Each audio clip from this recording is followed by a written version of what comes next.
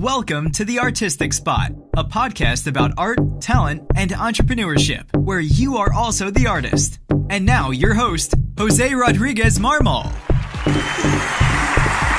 And this is how we welcome you to Artistic Spot, a podcast about art, talent, and entrepreneurship, where you are also the artist. In Artistic Spot, we're actors and actresses of our own movies, singers of our own musicals, and writers of our own books, where you are also the artist.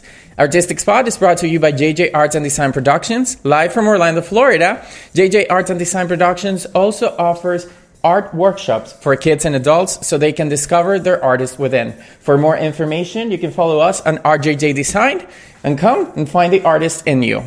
Orlando Fine Arts Academy is also a sponsor in Artistic Spot, and they're now enrolling for its Summer Camp 2019 for kids, and along with MTI Productions, they're producing the Lion King Jr. and Frozen Jr. musicals for this summer.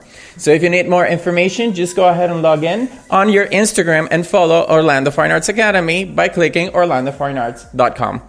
Today, we have a very special guest. BJ Gruber is joining us live from New York City to discuss about his career in the entertainment business, his acting, producing, and writing careers, and a little bit about his personal life. And I'm going to give you, BJ, a round of applause for accepting our invitation. Those are for you. Okay, so BJ is joining us live from New York. So BJ, thank you so much for accepting our invitation. It's a pleasure to have you. Happy to be here. Thank you very much. Now, BJ, talk to us a little bit about who BJ Gruber is. Who is BJ Gruber? Who am I? I'm from Richmond, Virginia. That's where I'm from.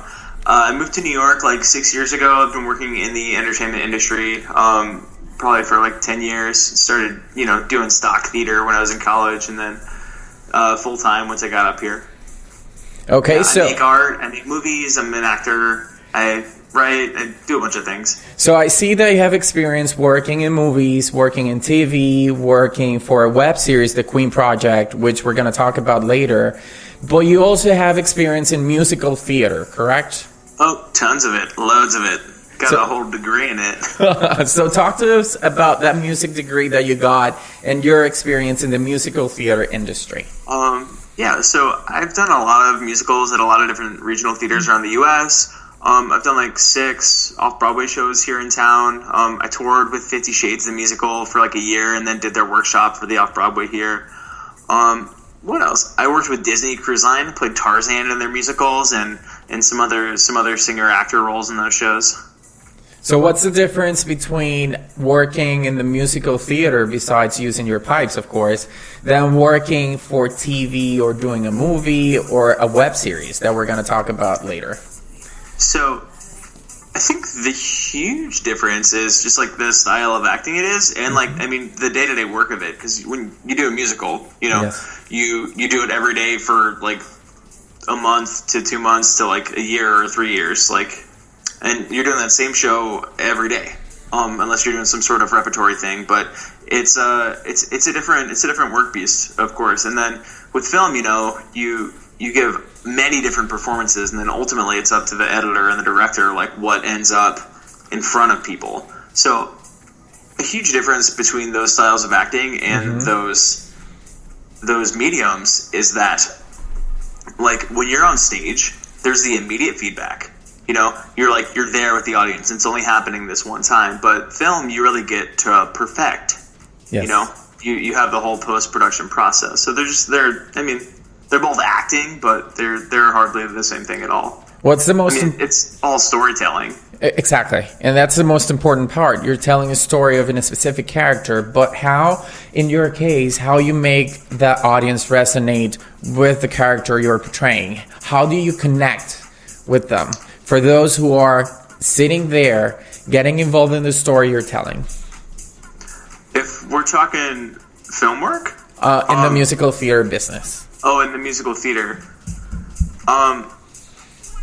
You just try and be as honest as you can with the work, whatever it is, which there's a big difference between like Oklahoma and Murder Ballad, right? Mm-hmm. Yes. Like you're going to be telling very, very different stories. So I think it's just important that you listen to your scene partners and like you tell the truth, and that's all there is. Like the story's already written, like you know where to stand. Someone else wrote the music notes. You just have to like, you're sort of the vessel of all these other people coming together, and then there's you on stage in front of people. That's true. So, no, you said you were born in Virginia. You've been in New York for the past 6 years, but you also worked for Disney, playing Tarzan at the Disney Cruise Line. So tell us a little bit about our experience working for the Walt Disney Company. We're recording live from Orlando. For those of you listening in the United States and those who are listening in international countries, of course, Orlando is the most and the happiest place in the world besides Disneyland in California, right? So how did that help you to be who you are today? I think the biggest thing about my experience with Disney is it like gave me the money to come back and invest and figure out how to do film here. Because like living in New York is expensive, but Disney does two things like nobody else in the world does. It does production value, and it does customer service experience, and like no one can really rival with them on that. And like I guess also if you want to add a third thing, like the magic of the all-encompassing experience that Disney has. So they like there's no one else in the world quite like them in terms of those things. And for you as an actor? As an actor for Disney, you're very much still a corporate employee. So they're much more stringent than like I've ever experienced in theater. They like drug tested us. They're like, they had rules. Theater's like, please don't burn it down. And Disney was like, no, we're the best entertainment company in the world, and we have standards here. True. So it was definitely there was a learning curve there. That's true. So what about jumping from working for the Disney Cruise Line and going around the Caribbean on all the spots that they have and deciding to pack your suitcase and go to New York? Why did you make that decision? What made you think, okay, so I need something more in my professional career? So how do you make that jump? So I'd actually already been in New York for a couple years before I went to go work for Disney. And, it was a long gig. It would like allow me to like start a retirement fund. So a lot of the reason I went to work for Disney was for money. And, it was beautiful, but like that's like a huge part of what I got out of it. Because like theater gigs don't pay like Disney does. Disney pays a lot. They do? Yeah. Because compared to like regional theaters for sure. Of course. So there's a lot of people maybe like you that they're dreaming on getting a dream role in the entertainment part of the Walt Disney Company and working for them in the musical or anything. And it's very important for them to know that there's a vast of opportunities at the Walt Disney Company that maybe they can go to them instead of knocking doors for regional theater, which is not highly paid. Yeah. I mean, different things for sure. I mean, if you can get a job with Disney on their cruise ship, I'd highly recommend it. Like, it was beautiful. The shows are beautiful. The audiences love them. Like, it was a very rewarding performance experience. What do you remember the most about working for them? If you were to choose one specific, if you were to choose one specific experience, what would that be? The consistency. They're very consistent with everything. Like every performance is like spot on the same, and that's important to them. And their character integrity, because you're portraying widely known people, you know. So you work a lot with the directors to take on the mannerisms of those characters. And like there's one way the show is done, and like that's what you're doing. But the shows are gorgeous, and yeah, like I said, the audiences are very happy to be there. So now let's jump back from Disney to movies. Talk to us about your first experience on a film. What was it about? One of the first films I ever shot, I did like student films in college, but like one of my first things here was like 5 years ago with Ken, shooting the Queen's Project when we shot like that first episode. So like that's, been hugely influential to who I am as an actor. So talk to us about the Queen's Project so people can know what the web series is all about. It started back in 2015, correct? That sounds close. Maybe 2013. I don't know. I'd have to look it up. It's been, it's been like 4 or 5 years. We have our season 4 coming out this year. It's about these two roommates who moved to New York to become stars, but like due to, you know, it being hard and lack of talent, like they kind of fall into other things. So they start to see some of their friends around them like rise to fame.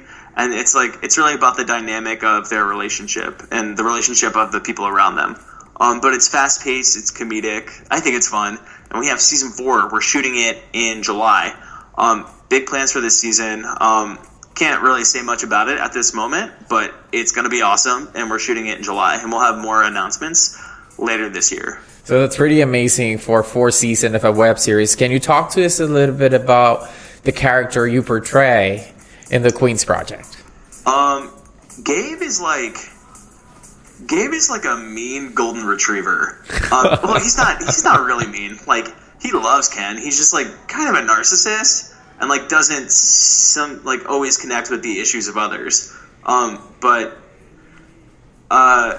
you know, Gabe really loves Ash, and he's lovable. He's kind of goofy, kind of stupid, but like a good guy.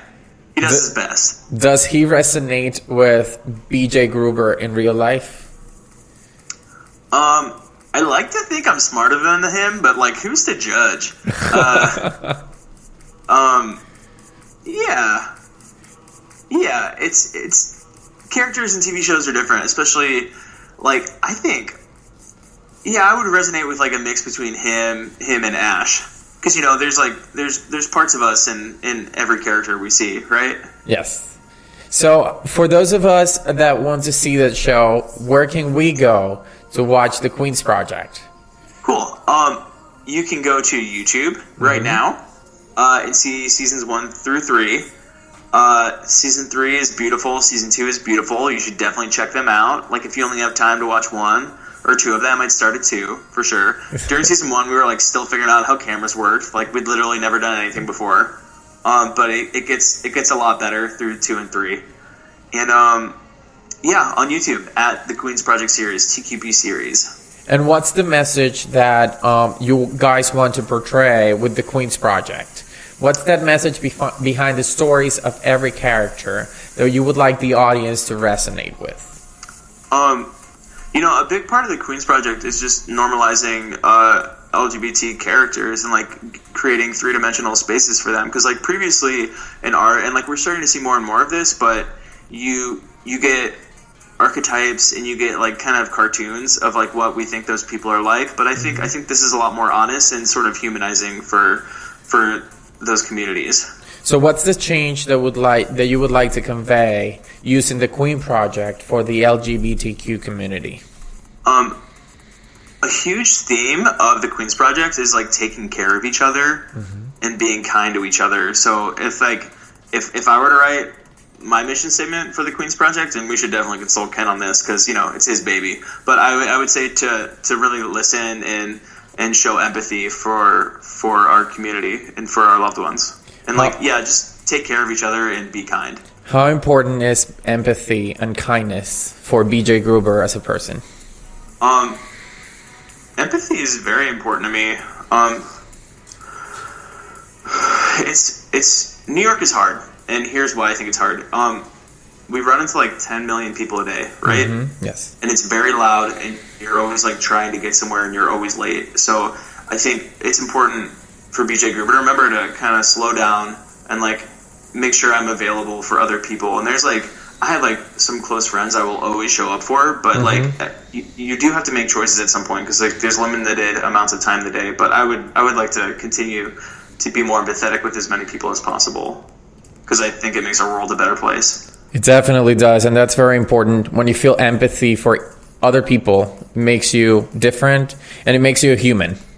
Because sometimes nowadays, especially with social media, we can see pictures of you, we can see pictures of everybody else, and everybody's trying to be their own character.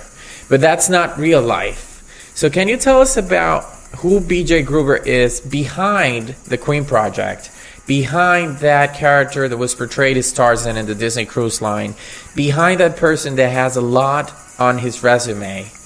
Who is BJ Gruber as a person, besides feeling empathy and being kind with people? So, to, I guess, differentiate me from my brand,